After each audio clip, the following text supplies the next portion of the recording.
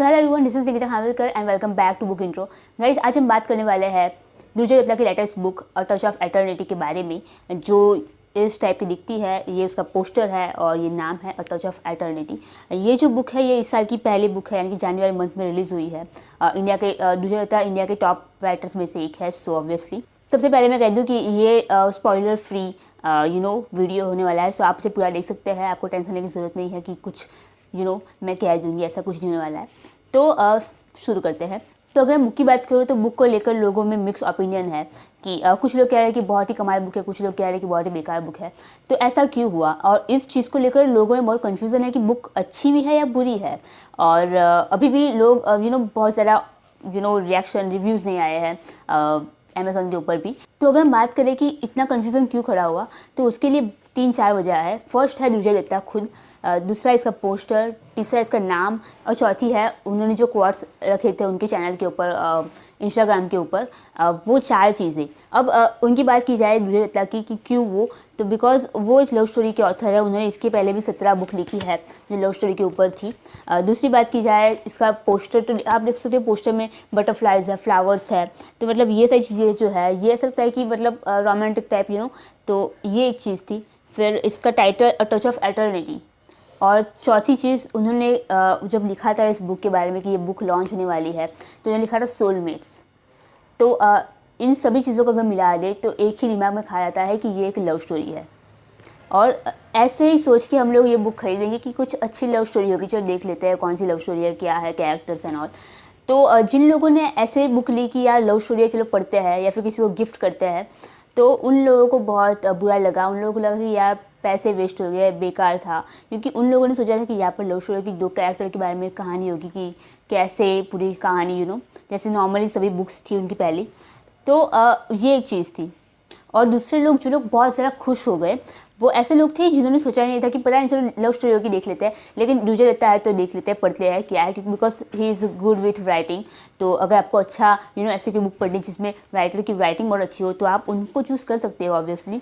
तो इस वजह से लोगों ने बुक खरीदी एंड उनको सरप्राइज़ मिल गई कि यार ये तो कुछ अलग है। यानी कि वो उन्होंने जो बातें 17 बुकों में लिखी है, जो लव स्टोरीज़ थी कॉमन, जो इंडिया में चलती है बहुत ज़्यादा, ये उससे हट के है। तो मतलब ऑल एंड ऑल यही चीज़ होती है कि ये जो बुक है ये लव स्टोरी नहीं है। क्योंकि जो कैरेक्टर्स है अन्वेषा एंड ध्रुवन, तो ये जो दोनों कैरेक्टर्स है ये दोनों सोलमेट्स है, ऑब्वियसली यही है। एंड फिर उनकी लाइफ में वो लोग जब ज़िंदगी जी रहे हैं उस दरमियान आसपास ज़िंदगी में दुनिया में जो भी हो रहा है वो इस बुक का मेन पार्ट है, हम ऐसा कह सकते हैं, बिकॉज वो सबसे ज़्यादा उसके ऊपर ज़्यादा फोकस है। एंड वो जो हिस्सा है वही साईफाई, थ्रिलर, सस्पेंस आप जिसे कह सकते हो वो कह सकते हैं। एंड इस बुक को भी ऐसे हम 4 कैटेगरी में ही डाल सकते हैं, लाइक थ्रिलर, सस्पेंस थोड़ा है इसमें, एंड लव स्टोरी तो है ही। तो ये सारी चीज़ें इस बुक में है पढ़ने लायक, हम जिसे कह सकते हैं। तो अगर हम बुक की स्टोरी में जाए, मैं कुछ स्पॉइलर नहीं देने वाली हूँ, लेकिन फिर थोड़ा बात कर लेते हैं इसके ऊपर। तो जो कैरेक्टर है ध्रुवन एंड अन्वेषा, तो ये जो दोनों कैरेक्टर है उन्हें सोलमेट की तरह प्रेजेंट किया गया कि जो दोनों सोलमेट है। तो ये जो चीज़ें मुझे ज़्यादा डाइजेस्ट नहीं हुई, बिकॉज सोलमेट का मतलब होता है कि कोई भी हो सकता है ना वो सोलमेट, यानी कि ऐसा इंसान जिससे हम अपनी सारी बातें कह सकते हो, जो हमें समझता हो, मोस्टली तो ये होता है ना। तो ये जो कॉन्सेप्ट है सोलमेट का, उसमें उन्होंने यहाँ पर कहा है कि अन्वेषा एंड ध्रुवन जो है वो एक ही टाइम पे जन्मे, एंड फिर उन लोगों का वेट सेम था, इसलिए वो सोलमेट है। और जब वो लोग दोनों रो रहे थे तो उन लोगों में से किसी के पापा ने उसे सेम जगह पे सुलाया, तो दोनों ही जो रो रहे थे वो लोग चुप हो गए। तो ये जो चीज़ थी, ये चीज़ उन लोगों ने कहा कि ये इस हिसाब से वो दोनों सोलमेट है। एंड मुझे लगता है कि ऐसा नहीं हो सकता है, बिकॉज सोलमेट तो कोई भी हो सकता है इस दुनिया में। आपका सोलमेट कोई भी हो सकता है, ऐसा नहीं है कि एक ऐसा इंसान जो आपके साथ ही जन्मा हो वो आपका सोलमेट है। तो मुझे ये कॉन्सेप्ट ज़्यादा अच्छा नहीं लगा। अदरवाइज़ ठीक है। अगर मैं इस बुक के एफ़र्ट की मैं बात करूँ तो इसमें उन्होंने बहुत ज़्यादा एफ़र्ट लगा है, बिकॉज इतनी सारी रिसर्च की होगी इस चीज़ के ऊपर। बिकॉज जब भी आप साईफाई लिखते हो, जब भी आप ऐसा कुछ चीज़ लिख रहे हो जो काल्पनिक तो है लेकिन वो परफेक्ट होनी चाहिए, क्योंकि लोगों को इसके ऊपर भरोसा होना चाहिए, तब आपको बहुत ज़्यादा रिसर्च करनी पड़ती है उस चीज़ के बारे में। और उन्होंने बहुत रिसर्च किया इस बुक को ऊपर, और मुझे लगता है कि उन्होंने इस बुक में बहुत सारा काम किया है, बिकॉज उन्होंने आई थिंक साल लगा दिया। द परफेक्ट अस के बाद आई थिंक ये बुक आई, नहीं, कौन सी बुक आई थी लास्ट में, wish I could tell you के बाद ये बुक आई है। और उसका भी थोड़ा कॉन्सेप्ट अलग था। और उसके बाद ये बुक आई, मैंने जब ये बुक पढ़ना स्टार्ट किया तो चैप्टर 1, चैप्टर 2, चैप्टर 3, और जब दामोदर भाई जी नाम जब आया तो मुझे लगा कि अब यहाँ पर मुझे लग रहा है कि यहाँ बहुत सारे कैरेक्टर्स आने वाले हैं। तो मैंने पूरा जब जितने भी कैरेक्टर्स है इसके, तो मैंने वो कैरेक्टर कब आए, उनका क्या मोटिव है और उनका रिलेशनशिप क्या है किसी इंसान के साथ या फिर मेन कैरेक्टर के साथ, वो पूरा मैंने से लिख दिया।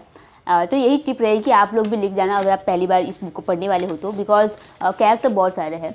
तो बहुत सही रहेगा अगर आप ऐसे पहले से लिखते रहो कि कौन कहाँ पे आया और किसका किसके साथ कौन सा रिलेशनशिप है, तो बहुत आसान रहेगा आगे समझने में स्टोरी एक्चुअली। अगर मैं प्लॉट की बात करूँ तो प्लॉट डिफरेंट था। ऐसा ये जो रेगुलर प्लॉट्स होते हैं लव स्टोरीज में ऐसे नहीं थे, कुछ अलग था इसमें। अगर आपने 1992 स्कैम जो मूवी अभी वेब सीरीज जो आई थी वो आपने देखी है तो आपको पता होगा जो सुचेता दलाल का जो कैरेक्टर था वो कैसा था कि अगर आपने वो बुक पढ़ी हो तो आपको पता होगा कि वो उनकी खुद की लाइफ थी और वो हर्षद मेहता की लाइफ को भी कह रहे थे कि उनकी लाइफ में क्या चल रहा है। तो ये बुक जो है वो उसी टाइप की है एक्चुअली कि जो मेन कैरेक्टर्स है उनकी जो लाइफ है वो तो है ही, लेकिन जो पॉलिटिक्स है आसपास की जो भी चीज़ें होती रहती दुनिया में, तो उसका भी एक बहुत ही मेजर पार्ट है, हमारी लाइफ में होता है। हम लोग जो ज़िंदगी जीते हैं उसमें भी हर एक चीज़ हमें अफेक्ट करती है। तो यहाँ पर उस हिसाब से बुक लिखी गई है। तो ये बहुत ही कमाल थॉट था एक्चुअली कि ऐसे एक बुक लिखी जाए। मुझे इस बुक की सबसे बेस्ट पार्ट ये लगी कि जो भी कैरेक्टर्स थे उनका जो रिएक्शन था हर एक चीज़ को लेकर वो बहुत ही रियल ऑनेस्ट था एक्चुअली। मतलब अगर आपकी ज़िंदगी में ऐसा कुछ हो तो आप उस चीज़ को लेकर कैसा रिएक्ट करोगे, वो बहुत ही रियल था।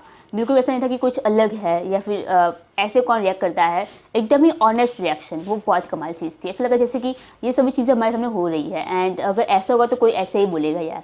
तो वो चीज़ बहुत ही रियल थी यहाँ पर। और एक चीज़ की ये जो बुक है इसकी स्टार्टिंग बहुत कमाल थी। स्टार्टिंग के कुछ चैप्टर्स बहुत ही अच्छे हैं, आपको आप आगे पढ़ते रहोगे, लेकिन जब मिडिल आता है, जब एक्ट 2 आता है उस वक्त थोड़ा बोरिंग है।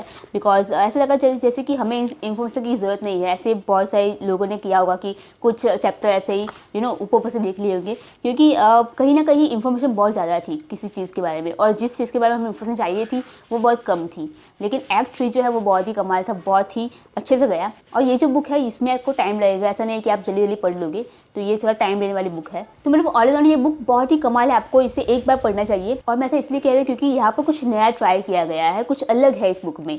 नॉर्मल लव स्टोरी जैसी होती है वैसा नहीं है। तो अगर कुछ नया हो रहा है इंडिया में, ऐसा कोई ऑथर ट्राई कर रहा है कुछ नया, तो हमें उसे अप्रिशिएट करना चाहिए, पढ़ना चाहिए एक्चुअली। तो इसलिए मैं ये कह रही हूँ। और मैं ये बुक उन लोगों को रेकमेंड नहीं करना चाहती जो लोग फर्स्ट टाइम रीडर हो और जिन्हें सिर्फ लव स्टोरी पढ़ने में इंटरेस्ट हो, क्योंकि ये फर्स्ट टाइम रीडर्स के लिए नहीं है, आप बोर हो जाओगे अगर आपको पढ़ने की आदत नहीं है तो। और जो लव स्टोरी वाले लोग हैं उनके लिए भी नहीं, क्योंकि यहाँ पर जो साइफर वाला जो पार्ट है वो सबको बहुत ज़्यादा बोरिंग लगने वाला है अगर आप लव स्टोरी पढ़ने वाले हो तो। Otherwise this is a great book, आपको ये बुक पढ़नी चाहिए। अगर आप पढ़ना चाहते हो तो मैं अमेजॉन की, फ्लिपकार्ट की जो भी लिंक है वो मैं डिस्क्रिप्शन में डाल दूँगी, आप वहाँ से इसे खरीद सकते हो। तो बात करो इस बुक की, तो ये है पूरी बुक, आप इसे पूरा देख सकते हो।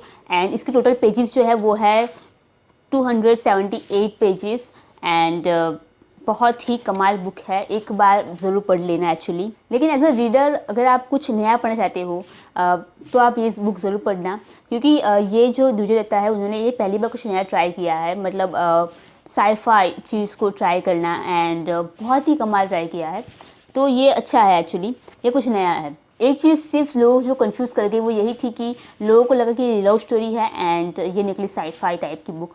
तो ये जो चीज़ थी उस वजह से बहुत ज़्यादा कन्फ्यूज़न हुआ एंड उसी वजह से मिक्स रिव्यूज़ आ रहे हैं। तो ये चीज़ थोड़ी ख़राब थी हम लोगों के लिए, बिकॉज मुझे भी ऐसा लगा था कि ये एक लव स्टोरी होगी एंड ये कुछ अलग ही बन गई।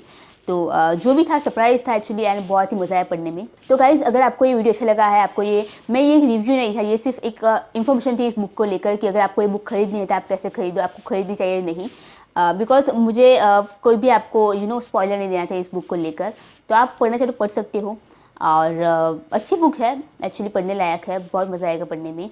आपको बहुत ज़्यादा नॉलेज मिलेगा कि कैसे कौन सी चीज़ कैसे चलती है और जो भी ये कुछ नया था, कुछ अलग था एक्चुअली।